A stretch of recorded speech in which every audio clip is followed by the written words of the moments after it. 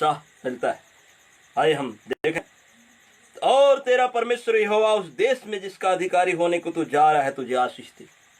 मूसा इजरायलों को लेके उस देश का अधिकारी होने के लिए निकल पड़ा। किस देश का? कनान देश के बारे में जिसका वर्णन किया गया। परंतु यदि तेरा मन भटक जाए, कभी कभी हमारा मन भटक जाता है, परमेश्वर से हम दूर चले जाते हैं। परमेश्वर नहीं चाहता ऐसी स्थिति। परमेश्वर चाहता है कि उसके जो लोग हैं उसके करीब रहे, उससे जुड़े रहे, उससे लिपटे रहे। परमेश्वर यही चाहता है। परंतु यदि तेरा मन भटक जाए, मूसा के जरिए इजरायलियों को ये परमेश्वर का वचन कहा जा रहा है, और तू न सुने किसकी? परमेश्वर की। मेरे प्रियो, पूरी बाइबल शमूएल के बारे में पढ़ेंगे। सर्वशक्तिमान परमेश्वर ने शमूएल को नाम लेकर पुकारा। शमूएल शमूएल शमूएल ने उसकी वाणी सुनी। सुनी ही नहीं, उसने ये भी बात बोला, हे प्रभु दास सुन रहे का तेरा दास। आज आपको उसकी वाणी सुननी होगी। सुनेंगे कैसे? जब अपना समर्पण, अपना जो जीवन, जो अपना चरित्र, अपना व्यवहार, अपना स्वभाव उसके वचन के अनुसार जिएंगे, करेंगे, तब उसकी वाणी को सुन सकते। मेरा ये व्यक्तिगत अनुभव है। जब मैं परमेश्वर के वचन का अध्ययन करता हूँ, मनन चिंतन करता हूँ, मेरे प्रियो, परमेश्वर की आवाज को, उसकी प्यार भरी आवाज को मैं सुनता हूँ। मुझे याद है वो रात, आज से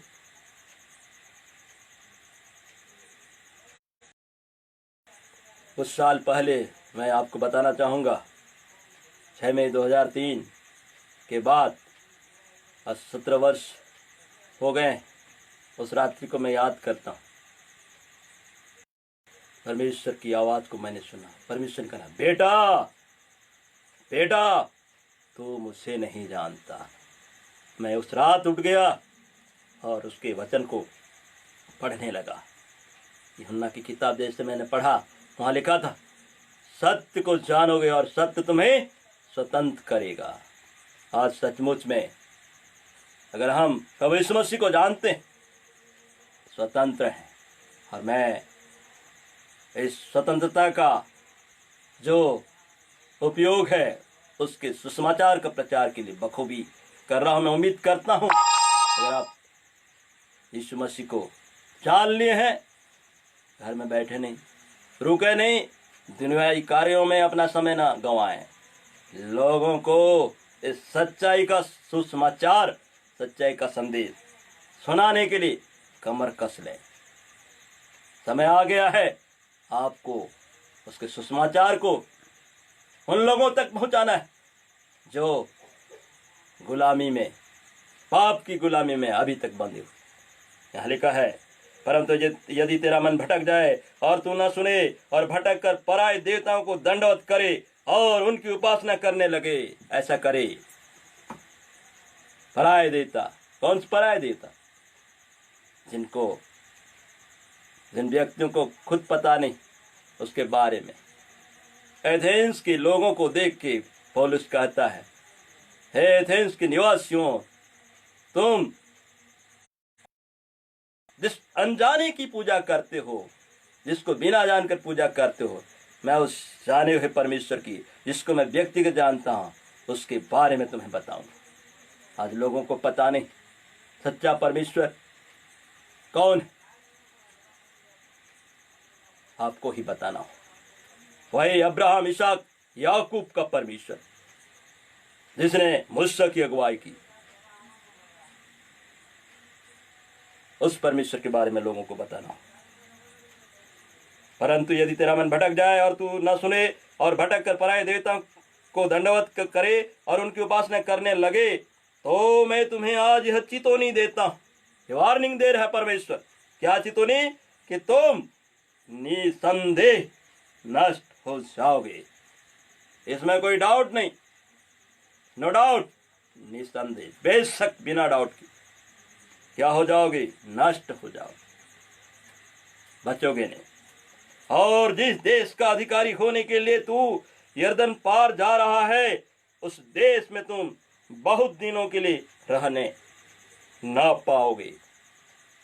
आज लोगों में ये बात समा गई है। पिछले दिनों में देखता हूं कई लोगों का निधन के समाचार, उनके मृत्यु के समाचार सुनते हैं। जब तक लोग जी रहे हैं ये सोचते हैं कि ये हमारा जो पृथ्वी है ये अपना बसेरा है। नहीं प्रियो, आपका ये बसेरा नहीं, आपका बसेरा कोई दूसरा जगह है। आपको इस जगह से आगे जाने की तैयारी करनी है। यहाँ लिखा है तो यरदन पार जा रहा है, उस देश में तुम बहुत दिनों के लिए रहने न पाओगे। 19वां पद, व्यवस्था विवरण अध्याय 30 पद संख्या 19। यहाँ लिखा है मैं आज आकाश और पृथ्वी दोनों को तुम्हारे सामने इस बात की साक्षी बनाता हूं कि मैंने जीवन और आशीष और शाप को तुम्हारे आगे रखा है। 4 बातें, जीवन को, मरण को और आशीष और शाप को। ध्यान से सुनिए प्रियो, ये आपकी चॉइस, आपकी इच्छा, आपका पसंद, आपका चुनाव। बड़े ध्यान से सुने।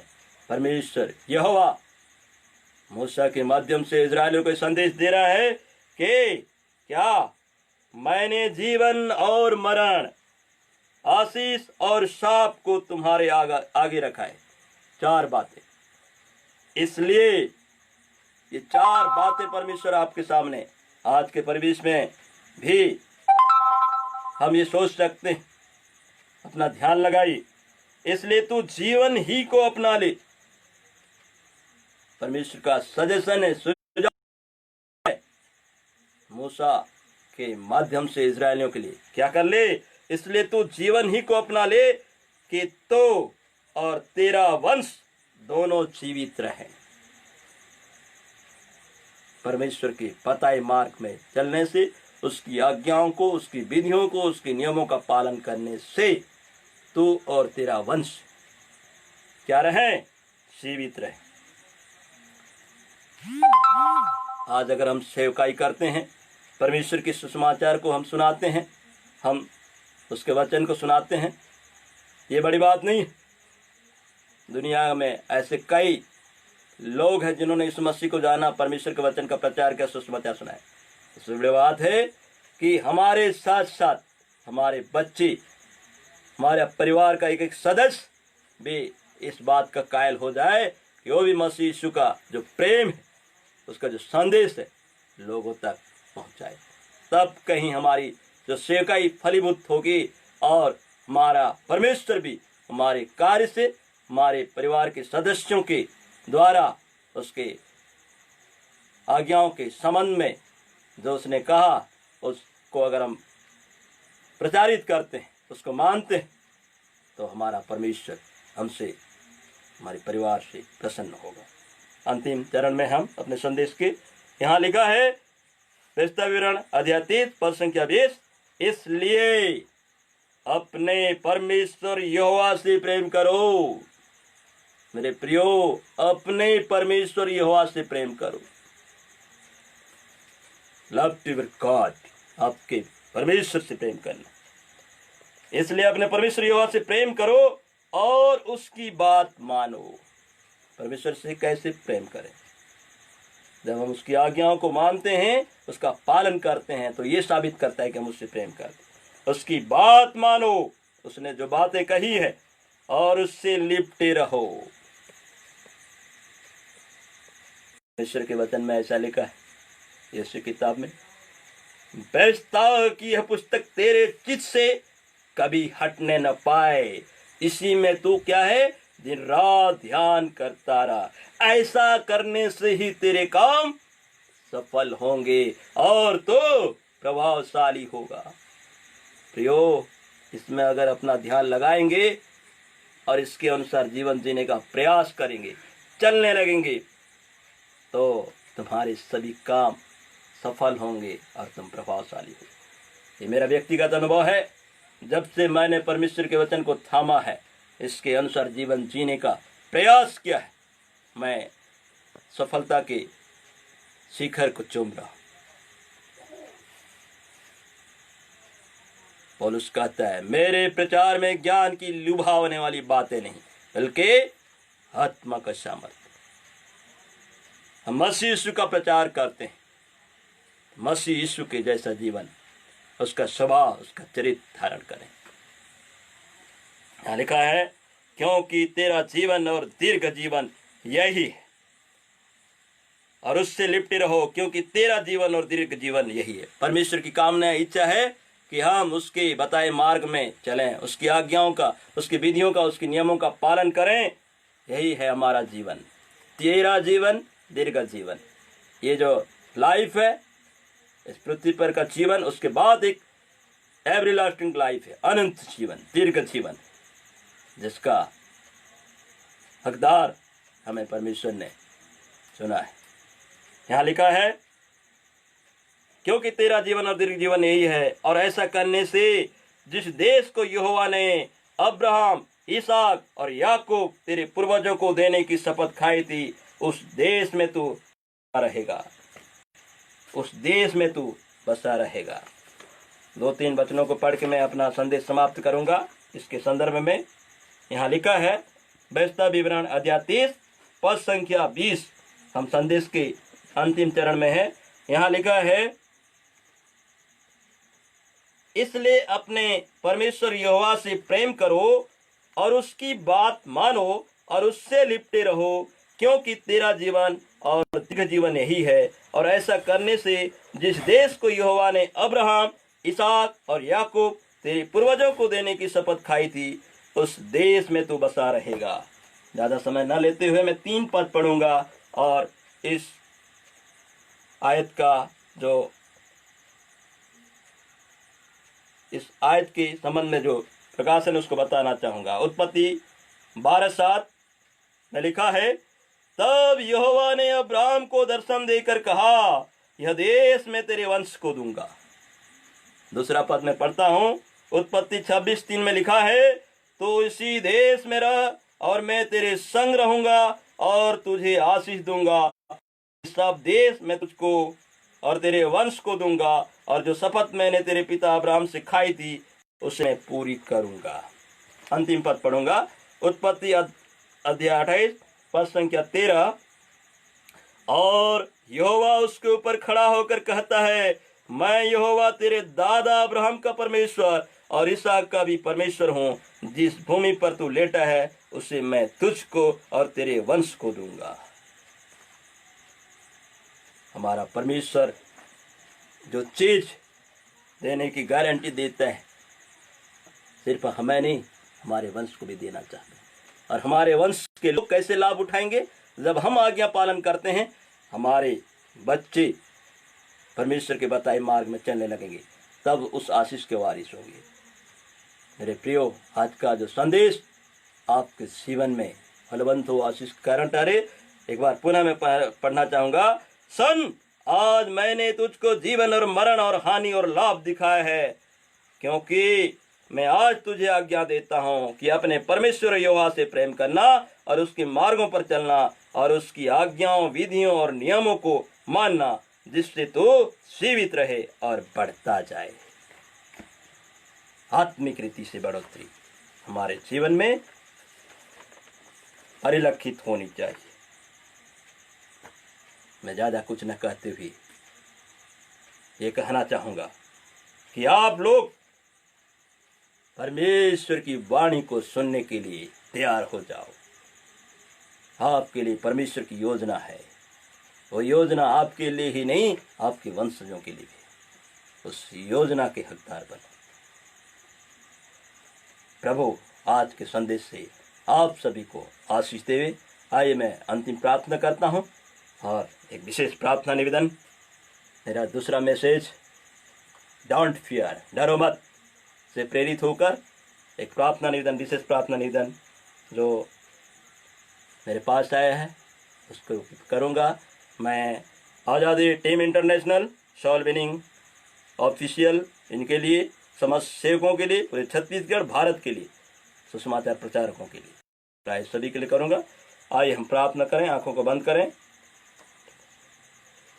प्रेमी पिता, तेरा धन्यवाद करते हैं आज के इस रात्रिकालीन समय। तेरा धन्यवाद करते हैं कि तूने अवसर दिया कि तेरे सुसंदेश को हम जन जन तक फेसबुक लाइव के माध्यम से आज़ादी टीम इंटरनेशनल के बैनर तले सुसंदेश को सुना सकते हैं। पिता, तेरे लोग जिन्होंने इस कार्यक्रम को देखा, सुना, पिता परमेश्वर, जैसे शमूएल ने तेरी वाणी को सुना वैसे ये लोग भी सुन सकें। ऐसी सामर्थ प्रदान कर पिता परमेश्वर, ऐसी कृपा बरसा कि तेरी वाणी को सुन सकें और सिर्फ सुने ही नहीं, समझ कर प्रत्युत्तर दे सकें और अपने जीवन में परमेश्वर पिता तेरी आज्ञाओं का पालन कर सकें। मैं विशेष प्रार्थना करता हूँ ब्रदर डेनिस मिंज के लिए, जो कैंसर से पीड़ित वर्तमान में अपोलो बिलासपुर में एडमिट हैं। पिता, उनके लिए मैं दुआ करता हूँ। डेनिस मिंज की कैंसर की बीमारी यीशु के सामर्थ्य नाम से दूर होने पाए। जितने लोग कैंसर से पीड़ित हैं हमारे भारतवर्ष, दुनिया के समस्त उन लोगों के लिए मैं दुआ करता हूँ, हर एक कैंसर की बीमारी उनके जीवन प्राणात्मा से दूर होने पाए। तमाम जो परमेश्वर पिता कोरोना वायरस से पॉजिटिव पाए गए हैं उन समस्त लोगों के लिए मैं दुआ करता हूँ। पिता परमेश्वर, उन्हें तो छो और परमेश्वर पिता स्पर्श कर चंगा कर दे कि तेरे नाम को जान सके, तेरा धन्यवाद कर सके। विशेष प्रार्थना करता हूँ मैं आज़ादी टीम इंटरनेशनल के लिए, doctor Jayant Isaac, sister Shweta Isaac के लिए। पिता परमेश्वर, जो बोझ इनको तूने दिया है पूरे छत्तीसगढ़, पूरे भारत वर्ष में, परमेश्वर पिता तेरे सुसमाचार को फैलाने का जो बीड़ा इन्होंने उठाया, इन्हें बल बुद्धि सामर्थ्य से परिपूर्ण कर। विशेष में प्रार्थना करता हूँ पिता परमेश्वर उन सेवकों के लिए जिन्होंने तेरे वचन का अध्ययन किया, जिन्होंने प्रशिक्षण प्राप्त किया और आज इस लॉकडाउन की स्थिति में पिता परमेश्वर सिर्फ और सिर्फ इंतजार कर रहे हैं। मैं उनके लिए दुआ करता हूँ इंतजार की घड़ी समाप्त होने पाए और वो लोग आज से आज़ादी के साथ, निर्भय के साथ तेरे सुसमाचार को विभिन्न तरीकों से परमेश्वर पिता, चाहे फेसबुक, चाहे व्हाट्सएप, चाहे मैसेंजर, चाहे कोई भी टेक्नोलॉजी क्यों ना हो, स्वतंत्र रूप से सुसमाचार को फैला सके, तेरा सुसमाचार पूरी दुनिया में फैलने पाए। ऐसे तो परमेश्वर पिता तेरे सेवकों पर तेरी कृपा दृष्टि बनी। हर एक बातों में तेरा धन्यवाद करते हैं। तूने मुझे आज के इस सेवकाई के लिए प्रयोग किया, जो मेरे साथ परमेश्वर पिता गीतों को गाया, उनको तूने मदद किया, तेरा धन्यवाद करता हूँ। पिता परमेश्वर, प्रार्थना करता हूँ आगे भी तू मुझे इस्तेमाल कर, मुझे ही नहीं मेरे परिवार के सदस्यों को तो इस्तेमाल कर, ताकि परमेश्वर पिता सुसंदेश को सुनाते हुए लोगों को परमेश्वर पिता मसीह यीशु के पास में खींच सको, आत्माओं को बचा सको। ऐसे तू परमेश्वर पिता कृपा दृष्टि कर। अभी तक जिन्होंने परमेश्वर पिता इस कार्यक्रम को देखा, सुना, विश्वास किया, वचन को सुना और प्रार्थना में समय व्यतीत कर रहे हैं, हर एक पर तेरी कृपा दृष्टि होने पाए। हर एक बातों में तेरा धन्यवाद करते हुए आज के संदेश पर तेरी आशीष चाहते हुए परमेश्वर पिता सुनने वाले, देखने वाले के जीवन में चंगाई और छुटकारा चाहते हुए बड़े धन्यवाद से विनती अपना उद्धार करता मसीह यीशु के सामर्थ्य नाम से मांगते हैं। पिता सुन दया से ग्रहण कर। आमीन। जय मसीह की। Praise the Lord. प्रियो, तब तक के लिए मैं आप प्रेज द लॉर्ड कहता हूँ।